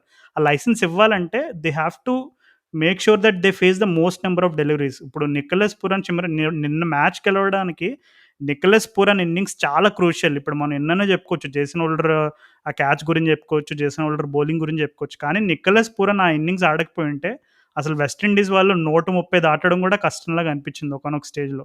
సో, ఈవెన్ పొలార్డ్ స్ట్రగుల్ అయ్యాడు. అందరూ Andre Russell unfortunately first ball కూడా ఫేస్ చేయకుండా ఔట్ అయిపోయాడు. సో, ఇట్లాంటి సిట్యుయేషన్‌లో ఆ నికోలస్ పూరన్ ఇన్నింగ్స్ గనుక లేకపోయుంటే వాళ్ళకి ఆ ఛాన్సెస్ కూడా ఉండేవి కాదు. సో, ఇప్పటి నుంచైనా వెస్ట్ ఇండీస్ వాళ్ళు వాళ్ళ టీమ్‌లో ఉన్న హెట్మైర్ అండ్ నికోలస్ పూరన్‌ని కొంచెం ఎంకరేజ్ చేసి వాళ్ళకి ఫుల్ లైసెన్స్ ఇచ్చి, ఇంక పోయిందేం లేదు. మనకెంత డూ ఆర్ డై మ్యాచెసే. సో, మీరిద్దరూ రెచ్చిపోండి. మిగిలిందంతా మేము చూసుకుంటామని టాప్ ఆర్డర్‌లో Chris Gayle and Evin Louis బాధ్యత తీసుకోవాలి. అండ్ అలాగే మిడిల్ అండ్ లోవర్ ఆర్డర్‌లో పొలార్డ్ అండ్ అలాగే ఆండ్రే రసెల్, డ్వేయిన్ బ్రావో వీళ్ళు గనక ఆ షీల్డింగ్ ఇస్తే గనక మరలా మనం పాత వెస్ట్ ఇండీస్‌ని వాళ్ళ పూర్వ వైభవం చూసే అవకాశం ఉంది. అలా కాకుండా వాళ్ళు సేమ్ చేస్తున్న మిస్టేక్స్ చేస్తే గనక ఇంక కష్టం. అండ్ వాళ్ళకి పెద్ద దెబ్బేంటంటే ఇప్పుడు ఒబేద్ మెక్కాయ్ మనం నీకు చాలా ఇష్టమైన ప్లేయర్ తన వేరియేషన్స్ గురించి కూడా నువ్వు చాలా సార్లు మాట్లాడావు వెస్ట్ ఇండీస్, సౌత్ ఆఫ్రికా సిరీస్‌లో.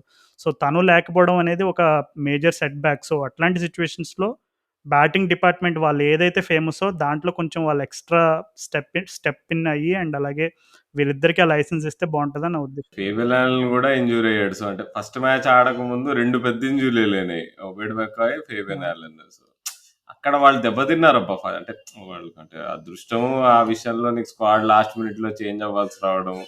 నీకు ఆహ్, ఒబేడ్ మెక్కా, ఫేబియన్ ఆలన్ ఇద్దరు ఫస్ట్ 11 ప్లేయర్స్. ఇద్దరు లేకపోయా ఫస్ట్ 2 మ్యాచ్‌లకి. సో, చూసుకుంటే మరి ఆహ్, ఇంగ్లాండ్, ఆస్ట్రేలియా గురించి కూడా మనం కొంచెం క్లుప్తంగా మాట్లాడుకున్నాం. అండ్ ఇంగ్లాండ్ డెప్త్ గురించి కూడా మాట్లాడుకున్నాం. సో, ఆస్ట్రేలియన్ టీమ్‌లో పర్టిక్యులర్‌గా ఇప్పుడు ఎందుకంటే మనం ఇంకా మిగిలిన టీమ్స్ గురించి వెళ్ళబోయే ముందు ఆస్ట్రేలియా గురించి ఇంకొక చిన్న పాయింట్ అడగదలుచుకున్నాను. సో, ఆస్ట్రేలియాలో మరి డేవిడ్ వార్నర్ కూడా మరి ఫామ్‌లోకి రావడం మనం చూసాము. అండ్ మాక్స్‌వెల్ గురించి ఆల్రెడీ తెలుసు తన బౌలింగ్ విషయంలో అయినా, బ్యాటింగ్ విషయంలోనైనా ఐపీఎల్‌లో ఫామ్‌ని తను కంటిన్యూ చేస్తున్నట్టుగా కనబడుతుంది. అండ్ యాడమ్ జాంపా కంట్రోల్ అవ్వచ్చు. అండ్ అలాగే మిచెల్ స్టార్క్. అసలందరూ ఏమనుకున్నారంటే ఇప్పుడు Hazlewood, Pat Cummins, Mitchell Starc వీళ్ళు ముగ్గురు ఆడే అవకాశం తక్కువుంటది. ఎందుకంటే వాళ్ళకి కేన్ రిచర్డ్సన్ ఉన్నాడు. ఇంకా వేరే మిచెల్ మార్ష్ కూడా ఇప్పుడు బౌలింగ్ వేస్తున్నాడు కాబట్టి మేబీ అంటే ఫ్యూచర్‌లో వాళ్ళకి యాషెస్ ప్రోగ్రామ్ ఉంది. అండ్ సో, ఇవన్నీ ఉన్నాయి కాబట్టి వాళ్ళు రిస్క్ చేయరేమో, అన్ని మ్యాచెస్ ఆడరేమో. ఓన్లీ స్టార్క్ అండ్ హేజల్‌వుడ్ కన్సిస్టెంట్‌గా ఆడతారేమో. కమిన్స్‌ని కొన్ని కొన్ని మ్యాచెస్‌లో స్వాప్ చేస్తారేమో అనుకున్నారు. కానీ చూస్తుంటే ఆస్ట్రేలియా వాళ్ళు చాలా క్లియర్ ఫార్ములా పెట్టుకున్నారు. వాళ్ళ బెస్ట్ ప్లేయర్స్‌ని బ్యాక్ చేస్తున్నారు. అండ్ వాళ్ళు కూడా ఎక్స్‌పెక్ట్ చేసినట్టుగానే పెర్ఫార్మ్ చేస్తున్నారు. సో, ఆస్ట్రేలియా టీమ్ పరంగా నీకేమైనా వీక్‌నెస్‌లు కనపడుతున్నాయా ఎక్కడైనా? మిడిల్ ఆర్డర్ మరి అసలు అన్‌టెస్టెడ్ ఉంది. స్టీవ్ స్మిత్ ఫార్మ్ మంచిగున్నట్టు లేదు. ఫస్ట్ మ్యాచ్ గెలిచినప్పుడు గూడా వాళ్ళు కొద్దిగా టెన్షన్ పెట్టారు. మార్కస్ స్టాయినిస్ ఏందో ఎక్స్ ఫ్యాక్టర్ మరి. లాస్ట్ ఇయర్ 2020 ఐపీఎల్‌లో ఎట్లయితే ఢిల్లీకి మ్యాచెస్ గెలిపించాడో అట్లానే తనొచ్చి ఇన్నింగ్స్ ప్లే చేశాడు. అండ్ సెకండ్ మ్యాచ్‌లో గూడా నీకు వార్నర్ అంటే ఫార్మ్‌లోకొచ్చాడు, బాగా ఆడాడు కానీ ఇనీషియల్‌గా స్టిల్ నీకు అండ్ ఆఫ్‌కోర్స్ నీకు వార్నర్ ఫామ్‌లోకి రావడం వాస్తవమే గానీ, వార్నర్ వీక్‌నెసెస్ అయితే ఇంకా ఉన్నాయి. హై పేస్ కరెక్ట్‌గా ఏస్తే తను ఇంకా వీక్‌నెస్ చూపించాడు. మొన్న మ్యాచ్‌లో కూడా చమీరా బౌలింగ్‌లో అసలు కంప్లీట్‌లీ ఔట్ ఆఫ్ కంట్రోల్ ఒక బాల్ ఉండే. ఒకటి కుమార ఏసిన బాల్ అసలు ఇన్‌సైడ్ ఎడ్జ్ 4 ఎళ్ళిపోయిందది. అంటే మంచిగా ఆడినట్టు అనిపియలే. బట్ ఒక్కసారి సెటిల్ అయిన తర్వాత స్పిన్నర్స్‌ని ఆడిన పద్ధతి అంతా చూసుకుంటే మళ్ళీ పాత డేవిడ్ బాయ్ వచ్చేసినట్టే. ఫించ్ ఫార్మ్ గూడా రికవర్ అయినట్టు అనిపిస్తుంది గానీ, మొన్న శ్రీలంకతో బౌలింగ్ వాస్ వెరీ ఫ్రెండ్లీ అబ్బా! షార్ట్ అండ్ వైడ్ మంచిగేశారు. ఫుల్ పేసేసి కొట్టండ్రా నాయనా మీరసలు అని చెప్పి నీకు షార్ట్ అండ్ వైడ్ ఏసి కట్ షాట్లు ఆడిపిచ్చారు ఫించ్ చేత. వాళ్ళు బ్యాటింగ్ వీక్ ఉంది రాజు. అంటే ఫించు నిన్న ఆడాడు. కానీ ప్రతి మ్యాచ్ అంత ఫ్రెండ్లీ బౌలింగ్ ఉంటదో తెలీదు. మరి ఇవాళ ఇంగ్లాండ్ వాళ్ళు అంత ఫ్రెండ్లీగా ఏస్తారో తెలీదు. డేవిడ్ వార్నర్‌కి ఆబ్వియస్ వీక్‌నెసెస్ ఉన్నాయి మరి. మరి అవి దాటి పవర్ ప్లే దాటితే వార్నర్‌ని ఎవరు ఆపలేరు. సో, అది చూసాం మనం శ్రీలంక మ్యాచ్‌లో. అండ్ ఆస్ట్రేలియాకి ఉన్న మెయిన్ స్ట్రెంత్ ఇప్పుడు బౌలింగే రాజు నీకు. Zampa superb bowling. స్టార్క్ మొన్న కుశాల్ పరేరాకేసిన యార్కర్ అయితే మళ్ళీ అందరికి 2019 వరల్డ్ కప్ స్టార్క్ ఇదేంటి బెన్ స్టోక్స్‌కేసిన యార్కర్ గుర్తొచ్చింది. నీకు హేజల్‌వుడ్ సీఎస్‌కేలో తను చూపించిన ఫార్మ్ అంతా కంటిన్యూ చేస్తున్నాడు ఇప్పుడు వరల్డ్ కప్‌లో గూడా. కమిన్స్ గూడా బానే ఏస్తున్నాడు బౌలింగు. సో, 4 మంచి బౌలర్స్ ఉన్నారు. కన్సిస్టెంట్‌గా బౌలింగ్ ఏస్తున్నారు. సో, వాళ్ళు డెఫినైట్‌లీ ఇన్ ప్లే. కానీ వాళ్ళ మిడిల్ ఆర్డరే అన్‌టెస్టెడ్ ఉంది. ఫస్ట్ మ్యాచ్‌లో వాళ్ళు దెబ్బతిన్నారు. మిడిల్ ఆర్డర్ ఏం ఆడలేకపోయి స్టాయినిస్ కాపాడాల్సొచ్చింది. సో, అండ్ నువ్వన్నట్టు మాక్స్‌వెల్ ఉన్నాడు గాబట్టి వాళ్ళు అబ్బా! ఏముందిలే అవసరం ఉన్నప్పుడు మాక్స్‌వెల్ ఆడేస్తాడులే అనే ధీమా అయితే వాళ్ళకుంటది స్టాయినిస్‌తో పాటు. బట్ మరి స్టీవ్ స్మిత్ అనే కనండ్రమే మరేంటో అర్థం గావట్లే. స్టీవ్ స్మిత్ వాళ్ళని ఎప్పుడైతే వరల్డ్ కప్‌కి సెలెక్ట్ చేశారో టీమ్‌లో, నాకు తెలిసి చాలా క్లియర్ ప్లాన్‌తో సెలెక్ట్ చేశారు. ఎందుకంటే స్టీవ్ స్మిత్ ఈజ్ జనరల్‌గా ఏంటంటే ఇప్పుడు మనకి సేమ్ ఇప్పుడు ఇండియా, పాకిస్తాన్ మ్యాచ్‌తో అలాంటి సిట్యుయేషన్ ఫేస్ చేసినప్పుడు అంటే టాప్ ఆర్డర్‌లో 2, 3 వికెట్స్ సడెన్‌గా పడిపోవడం. ఇలాంటి సిట్యుయేషన్స్‌లో నీకు Steve Smith, Kane Williamson, Virat Kohli లాంటి వాళ్ళ రోల్ చాలా ఇంపార్టెంట్ అవుతది. ఎందుకంటే వాళ్ళు ఇన్నింగ్స్‌ని యాంకర్ చేయగలరు.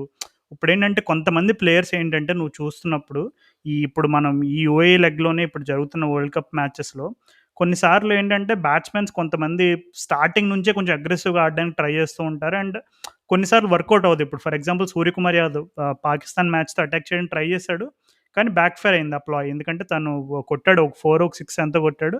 తర్వాత 10 రన్స్ కొట్టిన తర్వాత ఔట్ అయిపోయినట్టున్నాడు. సో, అలాగే ఇలాంటి సిట్యుయేషన్స్‌లో నీకేంటంటే కొంచెం పేషెంట్‌గా, కొంచెం మెచ్యూర్డ్‌గా, కొంచెం ఇంటర్నేషనల్ క్రికెట్‌లో అన్ని ఫార్మాట్‌లో ప్రెషర్ ఫేస్ చేసి, ఈ రకమైనటువంటి ఎక్స్‌పీరియన్స్ ఉన్న ప్లేయర్స్ అయిన విలియమ్సన్, స్టీవ్ స్మిత్, కోహ్లీ లాంటి వాళ్ళ రోల్ చాలా క్రూషియల్ అవుతదక్కడ. సో, ఆస్ట్రేలియాలో నువ్వు స్టీవ్ స్మిత్ నేమ్ పక్కన పెట్టేస్తే మిగిలిన వాళ్ళందరూ కూడా ఆల్మోస్ట్ టీ20 క్రికెట్‌కి వాళ్ళు పర్ఫెక్ట్ సెట్ అవుతారని కూడా చెప్పుకోవచ్చు. వాళ్ళ వేసే ఇప్పుడు బౌలింగ్ డిపార్ట్‌మెంట్‌లో స్టార్క్ తీసుకున్న, హేజల్‌వుడ్ తీసుకున్న, కమిన్స్ తీసుకున్న అండ్ అలాగే బ్యాటింగ్ డిపార్ట్‌మెంట్‌లో వేరే వాళ్ళ రోల్స్ తీసుకున్న వాళ్ళందరూ ఇంకా ఆల్మోస్ట్ టైలర్ మేడ్ ఫర్ టీ20 క్రికెట్ అన్నట్టుగా అనిపిస్తారు. సో, స్టీవ్ స్మిత్ అనేది నాకు తెలిసి ఎప్పుడైనా వాళ్ళు ఏదైనా లో స్కోరింగ్ మ్యాచ్‌లో గాని, లేదా టాప్ ఆర్డర్ ప్రెషర్‌లో ఉన్నప్పుడు అతని రోల్ కీలకం అవ్వబోతుంది. కానీ ఇప్పటి వరకు వాళ్ళు మ్యాచెస్ ఏమి ఓడిపోలేదు కాబట్టి నిజంగా మరి ఒక విధంగా చెప్పాలంటే ప్రెషర్ అయితే లేనట్టుగానే చెప్పుకోవాలి. సో, చూద్దాం మరి ఆస్ట్రేలియా వాళ్ళనైతే నేను వన్ ఆఫ్ ది ఫేవరెట్స్‌గా అండ్ ఫైనల్‌లో ఉంటారని నేను ఇప్పటికి అనుకుంటున్నాను. సో, మరి నా ఎక్స్‌పెక్టేషన్స్ తగ్గట్టు వాళ్ళు నిజంగా ఫైనల్‌లో ఉంటారా? మరి ఇప్పుడు ఈరోజు ఇంగ్లాండ్ మ్యాచ్‌తో ఎలా ఆడతారనేది ఎక్సైటింగ్‌గా ఉంది. చూద్దాం మరి. వాళ్ళ ఛాన్సెస్ గురించి చూద్దాము. అండ్ నెక్స్ట్ మనం సౌత్ ఆఫ్రికా గురించి కూడా మాట్లాడుకోవాలి. ఏంటసలు సౌత్ ఆఫ్రికా టీమ్ పెర్ఫార్మన్స్ గురించి ఏం జెప్తావు? వెస్ట్ ఇండీస్‌తో ఆడారు. అండ్ అలాగే ఫస్ట్ మ్యాచ్ వచ్చేసి వాళ్ళు ఆస్ట్రేలియాతో ఆడారు. అండ్ ఇప్పుడు శ్రీలంకతో ఆడుతున్నారు. సో, ఇది థర్డ్ మ్యాచ్ వాళ్ళకి. ఇప్పటివరకు జరిగిన మ్యాచెస్‌లో వాళ్ళ పెర్ఫార్మన్స్ గురించి ఏం జెప్తావు? బౌలింగ్ మంచిగా ఉంది రాజు. అసలు నోకియా సూపర్బ్‌గా ఏస్తున్నాడు. What about Pretorius Rabada? బాగేస్తున్నాడు. రబాడా ఒక్కడే నెగెటివ్ పాయింట్ అదే కదా! రబాడా సరిగ్గా ఏయకపోయినా మిగతా వాళ్ళందరూ టీముని బౌలింగ్ అటాక్‌ని లాక్కొనెళ్తున్నారు. ఆస్ట్రేలియాను ఆల్మోస్ట్ కొట్టారు. బిలో పార్ టోటల్ డిఫెండ్ చేస్తూ. అండ్ నిజంగా షంషీ చాలా బాగా ఏస్తాడు. ఎయిడెన్ మార్క్రమ్ నువ్వు చెప్పినట్టు ఆ మ్యాచ్‌లో బాగా అసలు నీకు క్వైట్‌గా ఓ 2, 3 ఓవర్‌లేసి చాలా డిఫరెన్స్ క్రియేట్ చేసాడు. అంటే అండ్ బ్యాటింగ్ పరంగా మార్క్రమ్ చాలా బాగా ఆడుతున్నాడు. ఐపీఎల్‌లో కూడా ఎక్కువ మంది గమనించలేదు. అసలు వీళ్ళకి పంజాబ్ వాళ్ళు ఎందుకు తీసుకున్నారని చూసాము. కానీ యాండీ ఫ్లర్ ఉట్టిగా పిక్ చేయలేదు పంజాబ్ వాళ్ళకి. సో, అట్లానే మనం సౌత్ ఆఫ్రికాలో కూడా మనం ఎస్పెషల్లీ వెస్ట్ ఇండీస్‌తో చేజ్‌నైతే సూపర్బ్‌గా యాంకర్ చేసాడు. సో, ఇంకా ఆస్ట్రేలియా మ్యాచ్‌లో కూడా కొలాప్స్ అయిన తర్వాత అసలు మంచి ఇన్నింగ్స్ చేసాడు. బిల్డ్ చేస్తూ ఏదో స్టార్క్ బౌలింగ్‌లో ఔట్ అయ్యాడే గానీ నాకు తెలిసి ఆ మ్యాచ్‌లో కూడా చాలా మంచి ఇన్నింగ్స్. సో, అంటే ఇప్పుడు కొన్ ఈ ఇప్పుడు మనం మాట్లాడుతున్నప్పుడు జరుగుతున్న మ్యాచ్‌లో కూడా తనే మరి గెలిపియాలి దగ్గరుండి సౌత్ ఆఫ్రికా వాళ్ళని శ్రీలంక మీద. లేకపోతే కష్టమే. అంటే కొంతమంది ప్లేయర్స్ పర్ఫెక్ట్‌గా కొన్ని కండిషన్స్‌లో ఎక్సెల్ అవుతారు. ఇప్పుడు మనం 'విరాట్ కోహ్లీ' రికార్డ్ ఆస్ట్రేలియాలో తీసుకుంటే అసలు తన యావరేజ్ ఎక్కడో ఉంటది. ఆకాశంలో ఉంటది. ప్రివ్యూ ఎపిసోడ్‌లో కూడా చెప్పాను. తను అండర్ 19 సౌత్ ఆఫ్రికా వాళ్ళు వరల్డ్ కప్ ఈ సేమ్ యూఏఈ కండిషన్స్‌లోనే గెలిచారు. సో, అప్పుడు కెప్టెన్ తనే టీమ్‌కి. సో, నాకు తెలిసి ఈ కండిషన్స్ తనకి ఎందుకో తను ఈ కండిషన్స్‌లో మాత్రం ఎప్పుడు కూడా మంచి రికార్డ్ ఉంది. సో, ఆ రికార్డ్‌ని అలాగే కాపాడుకుంటూ వస్తున్నాడు. సో, నిజంగా తను అంటే మార్క్రమ్ టాలెంట్ గురించి ఎప్పుడో గ్రేమ్ స్మిత్ రిటైర్ అయ్యే టైం ముందు నుంచి చాలామంది సౌత్ ఆఫ్రికన్ క్రికెటర్లు అందరూ చెప్పే పేరు ఎడెన్ మార్క్రమ్ మా నెక్స్ట్ ఫ్యూచర్ తనే అన్నట్టుగా చాలామంది చెప్పేవారు. కానీ తను కొంచెం కన్సిస్టెన్సీ విషయంలో కొంచెం ఇబ్బంది పడ్డాడు. కానీ ఇప్పుడు ఫైనల్లీ తను ఏంటంటే తన స్కిల్ మాత్రమే కాకుండా ఆ మెచ్యూరిటీ లెవెల్స్ కూడా తను ప్రూవ్ చేసుకుంటున్నాడు. సో, హోప్‌ఫుల్లీ సౌత్ ఆఫ్రికా వాళ్ళు గనక నెక్స్ట్ స్టేజ్‌కి వెళ్ళాలంటే ఎడెన్ మార్క్రమ్ యాస్ ఎ బ్యాట్స్‌మెన్‌గా ఇంకా తన రెస్పాన్సిబిలిటీ చాలా ఉన్నట్టుగా కనపడుతుంది. ఎస్పెషల్లీ ఎందుకంటే ఇప్పుడు క్వింటన్ డికాక్ కొంచెం ఆఫ్ ఫీల్డ్ ఇష్యూస్ వల్ల తను కొంచెం మరి తన ఫార్మ్ ఎలా ఉండబోతుందనేది చిన్న క్వెషన్ మార్క్. అండ్ అలాగే కెప్టెన్ టెంబా బౌమా గురించి అందరికీ ఒక రకమైనటువంటి ఎక్స్‌పెక్టేషన్స్ ఉన్నాయి గానీ స్టిల్ యాస్ ఎ టీ20 బ్యాట్స్‌మెన్‌గా ఇంకా తను అనుకున్న ఆ రేంజ్‌లో పెర్ఫార్మ్ చేయలేదనే రకమైనటువంటి విమర్శ అయితే చాలా మంది నోట్లలో ఉంది. సో, చూద్దాం మరి సౌత్ ఆఫ్రికా వాళ్ళు నువ్వు చెప్పినట్టుగా రబాడా అంత కన్సిస్టెంట్‌గా బౌలింగ్ వేయలేకపోతున్నా సరే, మిగిలిన బౌలర్స్ డ్వేన్ ప్రిటోరియస్ అవ్వచ్చు, ఆండ్రిక్ నోకియా అవ్వచ్చు, తబ్రేజ్ షమ్సీ అవ్వచ్చు, కేశవ్ మహారాజ్ అవ్వచ్చు. వీళ్ళందరూ కూడా చాలా అద్భుతంగా బౌలింగ్ డిపార్ట్మెంట్‌లో వాళ్ళ ఎక్స్‌పెక్టేషన్స్‌కి ఎంత పెర్ఫార్మ్ చేయగలరో దానికంటే మించే పెర్ఫార్మ్ చేసినట్టుగా చెప్పుకోవాలి. సో, బ్యాటింగ్ పరంగా కూడా మిడిల్ ఆర్డర్‌లో కొంచెం వాళ్ళకి వీక్‌నెస్‌లు ఉన్నా సరే, స్టిల్ ఎయిడెన్ మార్కరమ్ పైన ఆధారపడి ఉంటదని నేను అనుకుంటున్నా. వాళ్ళ ఓవరాల్ ప్రోగ్రెస్ అనేది ఎయిడెన్ మార్కరమ్ ఫామ్. ఆర్‌వీడీ గూడా అంటే ఓకే. మంచి టచ్‌లోనే ఉన్నాడు. ఇక మిల్లర్ వీళ్ళందరూ మరసలు వాళ్ళు మరెప్పుడు ఆడతారా అని చూడాలి. అవును. సో, మరి సౌత్ ఆఫ్రికా గురించి కూడా చెప్పుకున్నాం. మరి మన శ్రీలంక టీమ్ గురించి చెప్పుకుందామా? శ్రీలంక టీమ్ గురించి చెప్పే ముందు శ్రీలంక నేషనల్ యాంథమ్ నాకసలే వాళ్ళ నేషనల్ యాంథమ్ విన్నప్పుడల్లా నిజంగా మ్యూజికల్ నోట్స్ అవ్వచ్చు, అదెందుకో మా టీమ్‌లో కూడా డిస్కస్ చేసుకున్నప్పుడు చాలా సార్లు చాలామంది శ్రీలంక నేషనల్ యాంథమ్ మ్యూజిక్‌కి చాలా పెద్ద ఫ్యాన్స్ ఉన్నారు అసలు. చాలా సేపు గూడా ఉంటది. చాలా లాంగెస్ట్ నేషనల్ యాంథమ్ గూడా అదే అనుకుంటా నాకు తెలిసి. One of the longest. Yeah! And team ఈసారి వాళ్ళు మంచి టీమ్ ఉంది. టీ20 స్పెషలిస్ట్స్ ఉన్నారు. బట్ ఎందుకో మరి క్లిక్ కావట్లేదు. అవిష్క ఫెర్నాండోని వాళ్ళు మిడిల్ ఆర్డర్‌లో ఆడిస్తున్నారు. అది మరి కన్‌ఫ్యూజ్డ్‌గా ఉందా మరి ఏంటో అది అర్థం కావట్లేదు ఆ విషయం. అండ్ వాళ్ళ బౌలింగ్‌లో పేస్ ఉంది గానీ, అది ఆస్ట్రేలియా మ్యాచ్‌లో అయితే బాగా ఎక్స్‌పోజ్ అయిపోయారు వాళ్ళు బౌలింగ్. అంటే మీకు చమీరా, కుమార సరే పేస్ ఉంది బాబు సరే మీకు. కానీ కొంచెం డైరెక్షన్ ఉండాలి గదా! డైరెక్షన్ లేకుండా ఎంత పేస్ ఏసినా వేస్ట్. అక్కడ కొంచెం ఫైన్ ట్యూన్ అంటే టాక్టిక్స్ పరంగా వాళ్ళు దెబ్బతింటున్నారు. ఏ లెన్స్ ఏయాలి, ఎట్లెయ్యాలనేది. అండ్ బ్యాటింగ్‌లో వాళ్ళకు ఈ భానుక రాజపక్సే, అసలంక, కుశాల్ పరేరా వీళ్ళందరూ బాగున్నా గానీ అందరూ ఒకే స్టైల్‌లో ఆడుతున్నారు. ఈ మధ్యలో ఒక వెరైటీ ప్లేయర్, ఒక టచ్ ప్లేయర్ అదే ఈ అవిష్క ఫెర్నాండో లాంటి వాళ్ళు క్లిక్ కాలేకపోతే వాళ్ళకక్కడ కష్టమైతుంది కొద్దిగా. సో, అవును రాహుల్. అంటే ఇప్పుడు కుసాల్ పెరేరా ఇప్పటివరకైతే అంత వీరోచితమైన ఇన్నింగ్స్ అయితే ఆడలేదు. అంటే ఆస్ట్రేలియా పైన తను అలా పెర్ఫార్మ్ చేయడానికి ఇనిషియేట్ చేసినట్టు కనపడినా, మరలా మిచెల్ స్టార్క్ యార్కర్ వల్ల ఆ ఇన్నింగ్స్ కట్స్ ఔట్ అయిపోయింది. Avishka Fernando proven top order opening batsmen. మరి తనని ఇప్పుడు కొన్ని టీమ్స్ ఇప్పుడు మన వెస్ట్ ఇండీస్ గురించి కూడా ఎందుకు క్రిస్ గేల్ వాళ్ళని అనవసరంగా మిడిల్ ఆర్డర్‌లో శాండ్‌విచ్ చేస్తున్నారు అని ఒక రకమైనటువంటి విమర్శ ఉంది. అండ్ అలాగే శ్రీలంక టీమ్‌లో కూడా ఇప్పుడు అవిష్క ఫెర్నాండోని ఎందుకు తనని 2 డౌన్ అలా ఆడిస్తున్నారని కొన్ని సందేహాలున్నాయి చాలామందికి. కాకపోతే వాళ్ళు అంటే ఇప్పుడు ఒక విధంగా చూసుకుంటే బంగ్లాదేశ్ మ్యాచ్‌తో కూడా ఒక విధంగా చూసుకుంటే ఆన్ పేపర్ బంగ్లాదేశ్ శ్రీలంక కంటే చాలా స్ట్రాంగ్ టీమ్. బంగ్లాదేశ్‌తో గెలిచిన మ్యాచ్ చూసుకుంటే, ఆ మ్యాచ్‌లో భానుక రాజపక్స అవ్వచ్చు, అండ్ అలాగే చరిత్ అస్లంక అవ్వచ్చు. వీళ్ళు ఆడిన అంటే వీళ్ళిద్దరూ కూడా అంత హైలీ ఇంటర్నేషనల్లీ రేటెడ్ ప్లేయర్స్ అయితే కాదు. అంటే ఆల్రెడీ డెబ్యూ చేశారు. కానీ రీసెంట్‌గానే వాళ్ళ పేర్లు వినపడుతున్నాయి. సో, ఆ ఇన్నింగ్స్ మాత్రం నిజంగా అద్భుతం అని చెప్పుకోవాలి. వాళ్ళు బంగ్లాదేశ్‌తో ఆడిన తీరవ్వచ్చు, వాళ్ళ బ్యాటింగ్ అవ్వచ్చు, ఇది మాత్రం ఏ క్లాస్ అని మాత్రం చెప్పుకోవాలి. యాహ్! ఆ రోజు బంగ్లాదేశ్ వాళ్ళు కొన్ని ఫీల్డింగ్ మిస్టేక్స్ చేశారు. దానివల్ల ఓడిపోయారని కూడా లాజిక్ ఉంది గానీ, ఆస్ట్రేలియా మ్యాచ్‌లో వాళ్ళు ఫైట్ బ్యాక్ చేశారు చూడు రాజు. అది మాత్రం సూపర్బ్ వాళ్ళు. వాళ్ళు ఆపుకొని షనాక వీళ్ళందరూ టెస్ట్ ఆడుతూ ఏంటి వీళ్ళు టెస్ట్ ఆడుతున్నారు అయిపోయింది ఇక 120 కొడతారా, 130 అయినా కొడతారా అనుకున్నాము.